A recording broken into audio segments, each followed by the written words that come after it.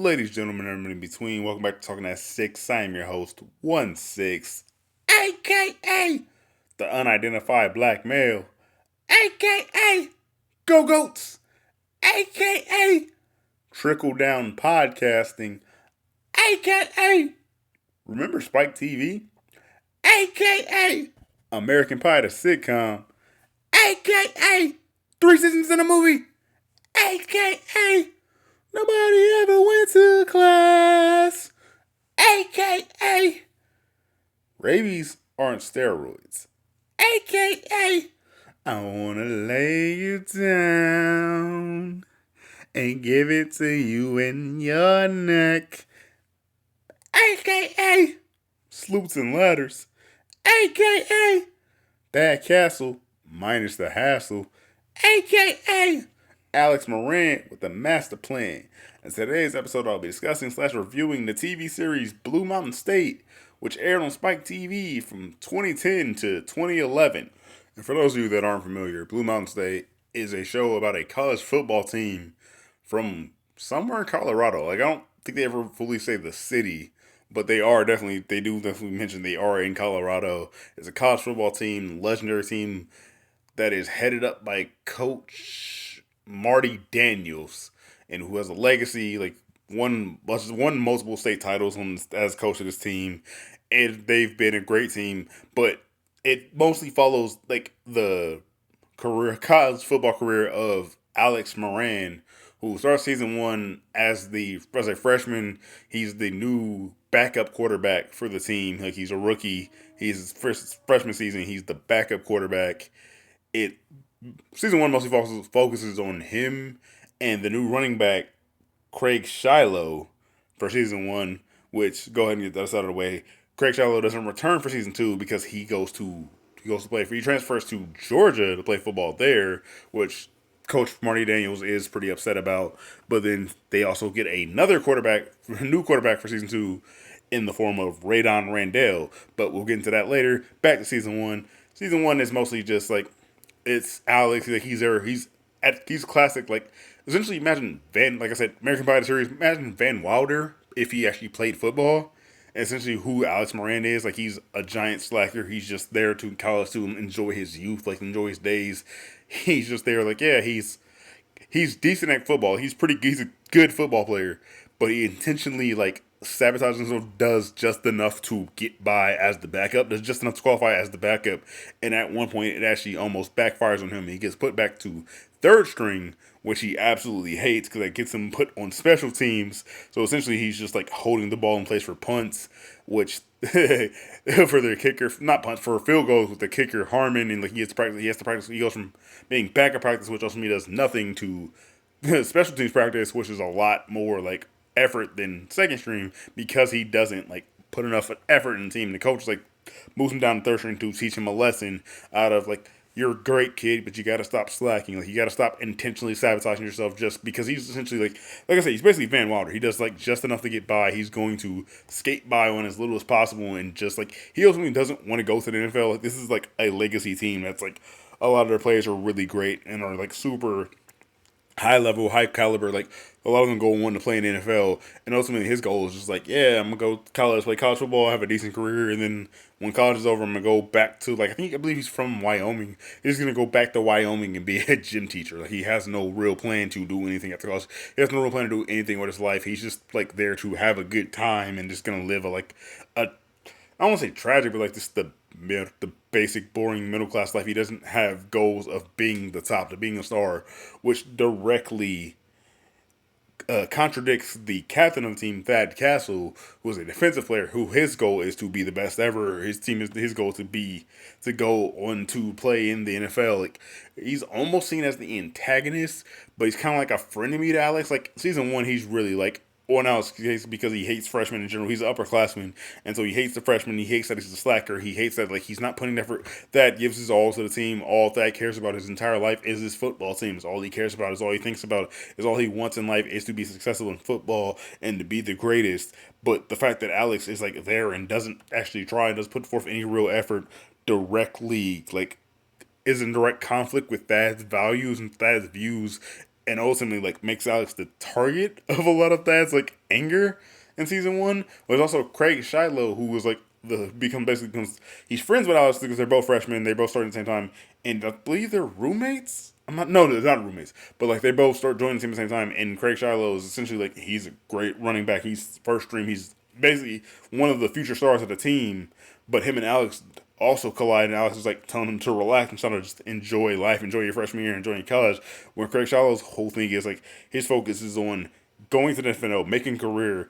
Like honestly, he has like a girlfriend who's like his girlfriend's like super focused on like trying to keep him like on a straight and narrow, get him there, get him to the NFL, blah blah blah. Essentially, she's like a gold digger who's like putting in the work now to ride his coattails in the future, but also at the same time, eventually spoilers, but there's gonna be a lot of spoilers for the series.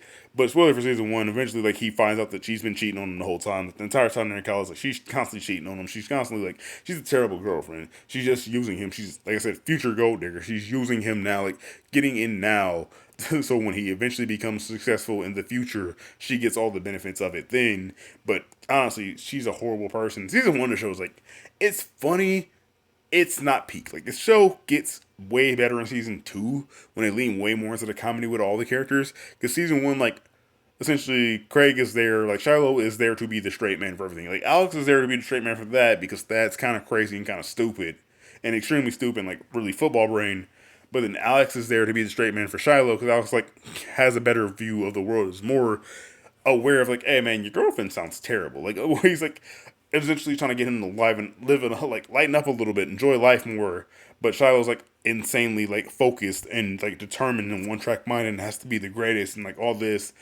And like it leads to a lot of stupid things. Like eventually like he meets a guy he used to be friends with in high school who's coming up for coming oh like essentially prospect day, like they're trying to get him to join the team, and he's like, "Yo, I'm here to prove that I'm better than you, Shiloh. I'm gonna come here next year and take your place." Like he's classmate, like he's gonna come take Shiloh's place. So eventually, he challenges him to a race. Like they're both running backs, challenging him to a race. Like I'm tired of living in your shadow. I'm gonna be better than you.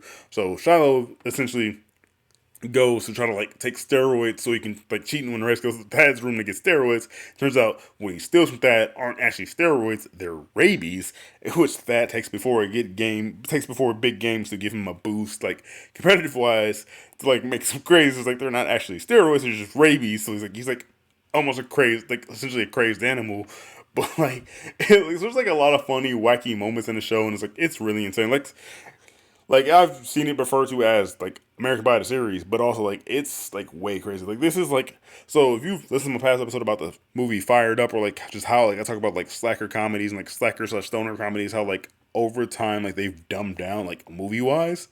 This show is more intense like in just like in the themes, the storylines, like the things they do is more intense than most of like the slacker comedy. Like more, it's more intense than most of the movies that came out at this time just minus the nudity because it's a TV show. It's network TV. It aired on Spike TV, which was like the same network that had matches. Like Spike was like essentially Spike was marketing as the network for men. So like this show about college football. It was like about partying and drinking and playing football and having a good time. It's like it's a lot of that, but also like it was network TV, so there's zero nudity in it. But it also like the storylines are insane. Like it goes really far. It goes really crazy. There's one episode where like a crazed fan steals one of Alex Moran's like used condoms to try to impregnate his daughter because he wants Alex to be his son.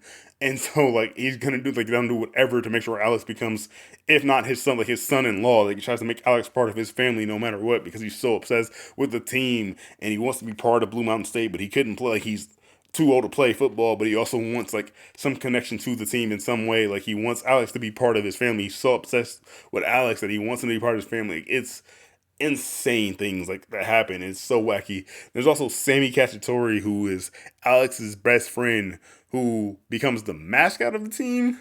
Becomes the mascot for the team, but originally, like, there's a different guy who is the mascot. They already have a mascot, and all the cheerleaders hate Sammy because he's kind of like, not even kind of, he's a dirtbag. He's kind of scummy. Like, he's scummy. He's like, he's sucio, but like, not in a good way. He's like the scumbag. Like, he's the guy that's like too forward about what he wants. You know what I mean? Like he's like creeping on the cheerleaders stuff in like in a weird way where they don't like it. So none of the cheerleaders like him. But it's also like he has a weird character arc because eventually like he gets in good with them by like watching chick flicks and like understands women and then like season two, like season one, he starts off as back. Season two, like he works, like eventually into like kind of get in good terms when they kind of like him. But then also his sister comes to join the team at that point. His sister comes to the same school as a freshman, and she goes to join the cheerleading squad. And they don't like her because she just assumed she was going to be on the squad because her brother was there, and they like just expect to get there. So they kind of haze her, and they make him go through the same hazing. And so like it's weird. Like Sammy has a lot of like up and down relationship with the cheerleaders. Where like 1 minute, one episode, they like, oh yeah, they're good with him, they love him, he's a great guy, whatever. They have fun with him, like they like who he is. And another episode where like they just hate him and can't stand him and don't want him around. Like they can't stand him because he's creepy and gross. It's so weird. Like his relationship, it constantly like varies. It's a constant roller coaster with him, and just goes up and down and up and down. Like right, like literally, he like his it's weird. It's like, but also the guy who plays Sammy is also like one of the creators of the show, one of the writers of the show. Like he writes the show, he created the show, so like he controls his character. So like he's played for the last a lot of time. There's just one episode where like yeah, I believe it's season three. I think it's late season two or it's early season three, where Thad, who's the captain of the team, gets a concussion at practice, and like they're hiding it because like no one, you can't let anyone know he has a concussion. They're trying to hide the fact he has a concussion. Well, Sammy gets like starts trying to lift weights. I forgot what Sammy's line, but he starts to lift weights and he gets stuck under a weight bar in the basement. And, like he's trapped under his weights, he can't get the weight off of him. And like Thad's the only one that finds him. And like that go with that leave, but Thad has a concussion at the time. So when Thad leave to get help, Thad also has like memory loss because of concussion. So when he goes back upstairs to get help for Sammy, he completely forgets what he's doing.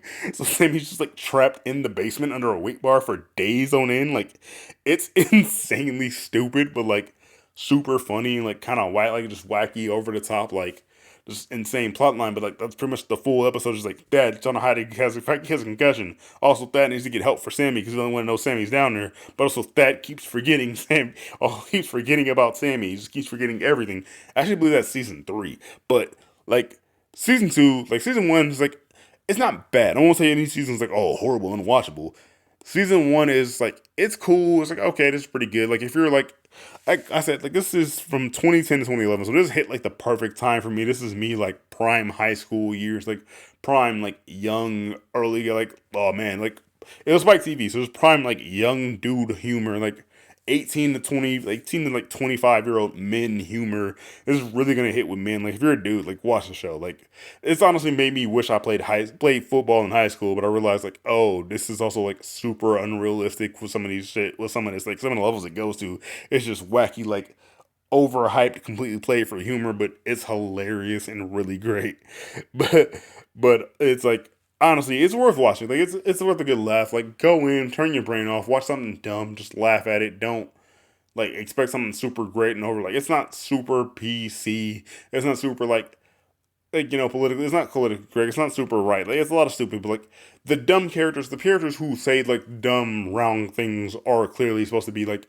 You're clearly supposed to not like that character. You're clearly supposed to be dumb and wrong. Like, shit, dumb wrong things because of them. Like Thad Castle, who was the captain of the team. Like he's a main defensive player. He says a lot of really dumb things, but also he's not supposed to be likable. He's supposed to be the classic dumb jock football guy that no one really likes. That just eats, breathes, and sleeps football. Like his whole life is football. That's all he ever talks about. That's all he thinks about, and all the things he say are like stupid and wrong.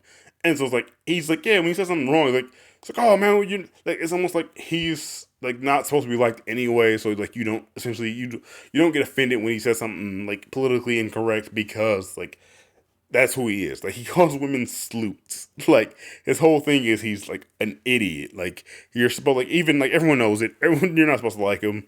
And so then like season two, they introduced a new quarterback, Radon, who's like the over the top show off. Like he's good. He's really good. He's the replacement for the mainstream quarterback, which puts Alex back as second string quarterback, and he's like Alex's backup, and he's supposed to like help Radon like adjust to the team and like essentially be his problem solver.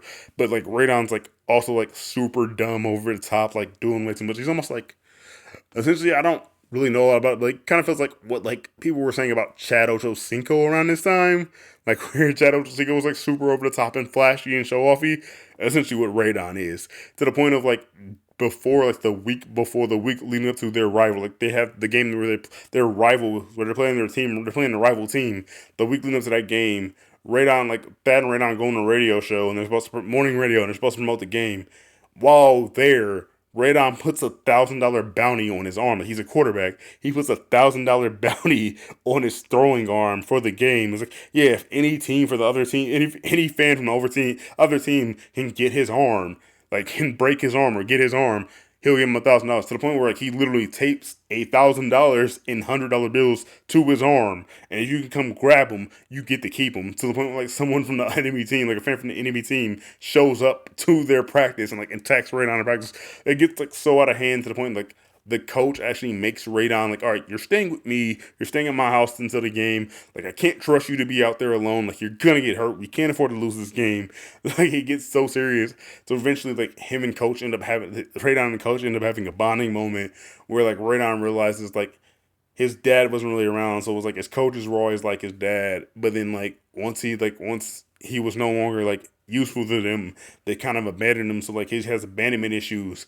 But also it brings us to the point of like during season two, mild spoiler, at one point Radon like gets a minor injury, but it takes him out of the game. It takes him out for a couple like for a game or two, and like he goes through this whole like existential thing where he thinks coach doesn't like him anymore or coach doesn't want him anymore because he's injured. And he thinks he's completely useless and he can't do anything because of this injury. And like the team's just gonna abandon him and drop him because he's useless to them.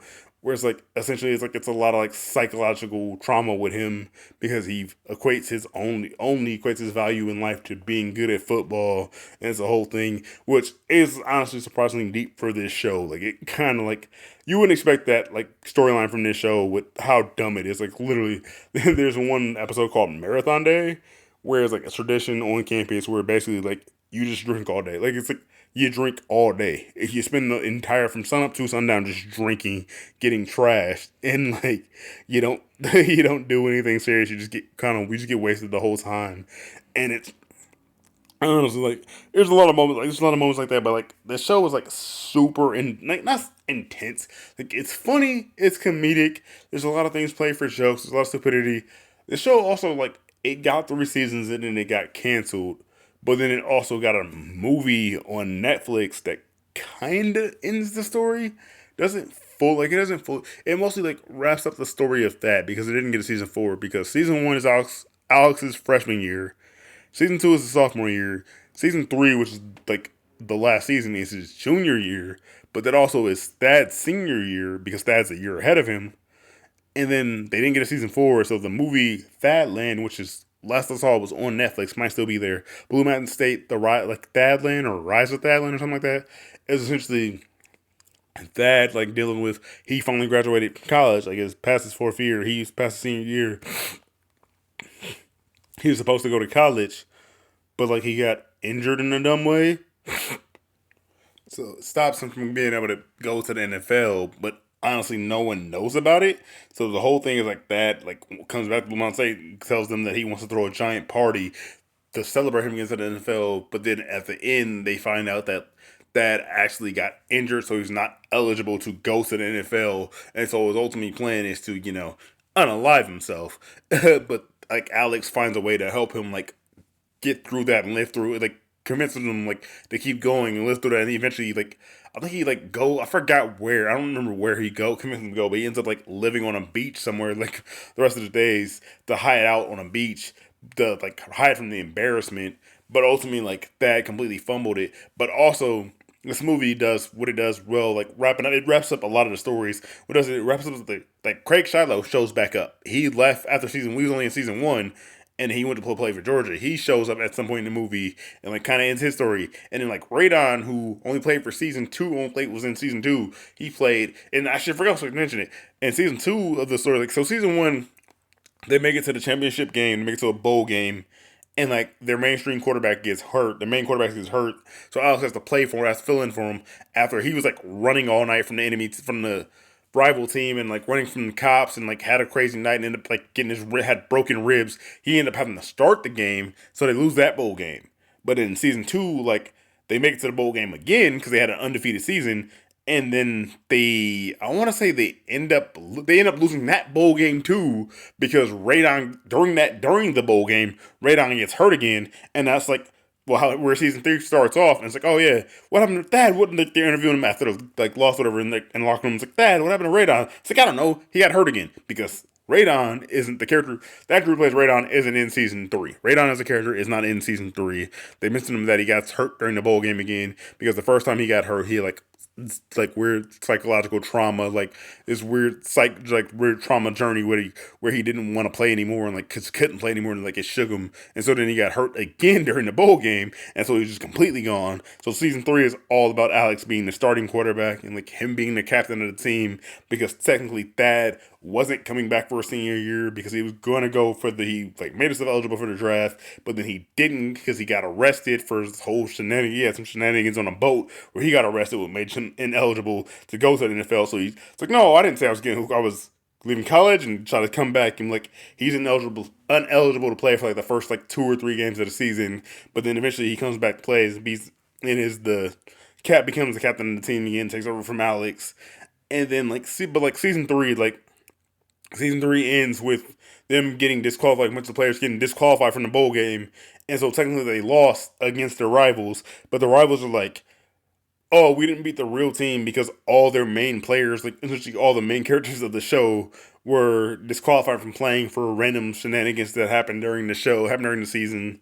And it's crazy. It's like during season 2, there's the guy who was like, he owns like I want to say a mattress. Like the coach does a commercial for like a mattress store or something, and the guy who owns the store, his son is technically on the practice squad, but never actually got to play, and he wants to play, and like essentially like it's a whole storyline about like the players taking illegal bribes, and eventually the guy who like owns the mattress store who wants the son to play is like, hey, finds out about it. It's like either you put my son in the game, or I'm going to the press about this, and it'll completely take down the team and embarrass you, coach, and ruin your legacy. And it's like there's like a lot of like there's like the storylines get deeper in the US, but they get crazier. And it's like oh man, I didn't see that. Like it's not all stupid like party dumbness. Like they're also like kind of high stakes sometimes, and like really good points, and like it's well written. It's a dumb show that's well written. It's like it's not like a dumb show that's like, oh, it's written dumb and like you won't like no. It's like dumb show that's written well and essentially meant to appeal to like goofy, like essentially it's a well written slacker comedy that's spread across 3 seasons in a movie instead of it just being one movie. Well, like kind of almost nothing out, like one dumb stupid movie. It's 3 seasons of a show that are actually like really kind of good, like a good storyline, and then a movie that's also a decent storyline. It's like basically there to wrap up the story of the show because they didn't get the 4th season. So that movie is essentially the city place of the 4th season, which they might not get. Like a lot of the actors have stated, like they've done reunions, talked about it, like they'd be willing to do another season. They wanted a 4th season. They'd be willing to do another season. It might happen, it might not. But like honestly, overall, this show is definitely worth checking out. I highly recommend it. It's a good time. It's not super long. It's 3 seasons. I believe the first season is only like for 7 or 8. The first season is super short. The second season and third season are decent length. Like they're not like crazy long. They're like 10 to 12 episodes. So it's not like a crazy 24 episode season. Like it's super quick. You can binge this in a weekend and knock it out. I honestly don't know where to binge it. It might be on Netflix. Like I said, I know the movie was on Netflix. I don't know if it's still there. The series might be on Netflix. I bought the physical copies because I 100% recommend getting physical copies of everything. Always buy physical copies. They can't take those from you. But also, like I said, it might be available on streaming. Some of you might not find it worth it, like if you didn't like it. But honestly, I recommend checking out the show. Like, give it a couple episodes. If you don't like season 1, give a couple episodes from season 2 a shot. Like season 2, like I said, it gets better. Season 2, the characters get more fun. They get more fleshed out. They get more well developed. There's better like story arcs. There's more like there's more higher stakes. There's more behind the characters. They're a lot funnier. There's more to them. Like season 1 is definitely like a pilot season. Like if you ever watched season 1 of It's Always Sunny in Philadelphia, it's funny, but the show's not fully there because Danny DeVito doesn't come on as Frank until season 2. And when you add Frank to the show, it's like, oh man, this is truly what the show needed, and it fully elevates. But season 1 is definitely funny and watchable, has its moments. But like I said, it's worth it if you got time to kill. If you like enjoy like dumb comedies, highly recommend it. Thank you for checking out the show. Thank you for giving me a chance. Please like the video, subscribe to the channel, tell your friends about it. Come follow me on Twitter at TalkThat6. Tell your friends to follow me. I'm trying to grow this channel, trying to get things going, trying to get things moving on, trying to get more consistent with the releases. I'm really like I love doing this, but also like sometimes I kind of forget why I do this, and then I'm like look back at like old intros, like things I talked about, or like listen to intros, like oh man, I'm actually like I get why I do this. I realize why I did this. I understand, like I get the new appreciated like essentially appreciation for this. Like I get a new appreciation for this. I realize why I do it. But thank you for checking it out. Thank you for giving me a chance, and hopefully I catch you in the next episode. Peace.